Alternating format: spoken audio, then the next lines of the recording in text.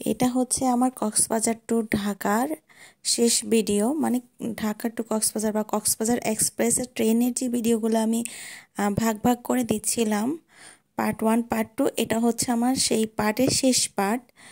তো আসসালামু আলাইকুম, আশা করি সবাই ভালো আছেন। আলহামদুলিল্লাহ আমরাও অনেক ভালো আছি।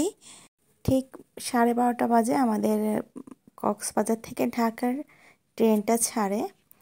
সেটা ছিল এসি, কারণ আমি এর আগের ভিডিওগুলোতে বলেছিলাম যে আমি যেই রিটার্ন টিকিট কেটেছিলাম আপ ডাউন, যেটা আমার প্রথমটা ছিল নন এসি, মানে ঢাকা থেকে কক্সবাজারে সেটা ছিল নন এসি, আর হচ্ছে কক্সবাজার থেকে ঢাকা সেটা হচ্ছে এসি বাস ছিল, সরি এসি ট্রেন ছিল।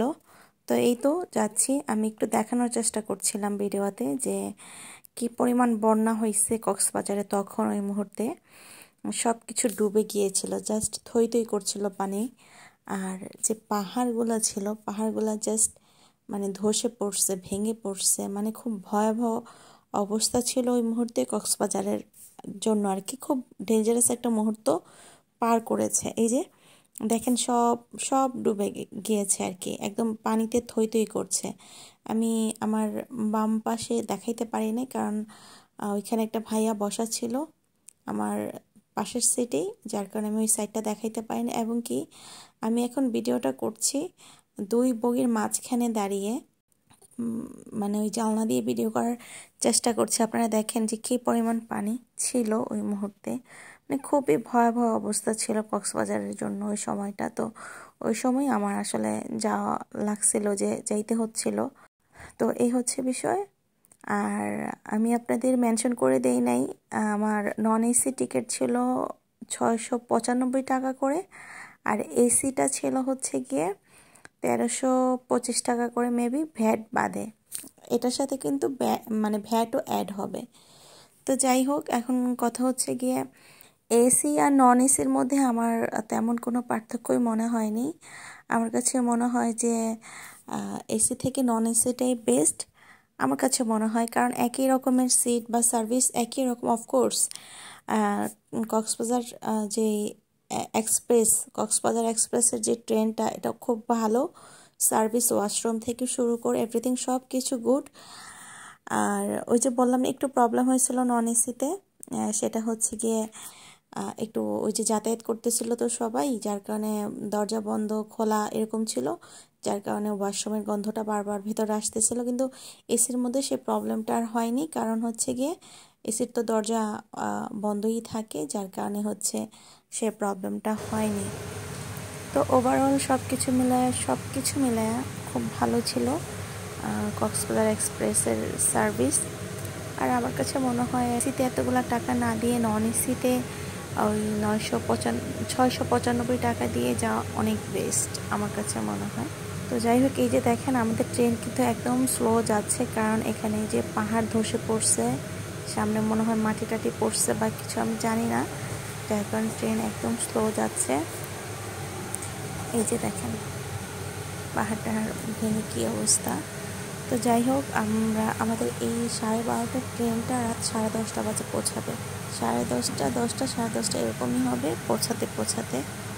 তো ঢাকায়ও প্রচণ্ড বৃষ্টি, সেই কয়দিন ঢাকায়ও বৃষ্টি ছিল, কক্সবাজারে তো বৃষ্টি ছিলই, পানিতে থই থই করছিল সব কিছু। এই তো সব কিছু মিলা আলহামদুলিল্লাহ। যাই হোক, এই যে দেখেন কি অবস্থা।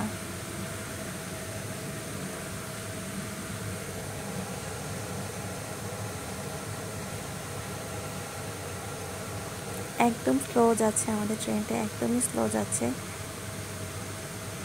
এই যে আমি এই পাশটা দিয়ে আমি তো 2 বগির মাঝখানে ছিলাম, তো বাম পাশের যে জানলাটা সেটা দিয়ে আমি দেখানোর চেষ্টা করছিলাম, বাট ওই আয়নাটা ভাঙা ছিল গ্লাসটা, যার কারণে আমি দেখাতে পারিনি। আমি এটা দিয়ে দেখানোর চেষ্টা করছি আর কি।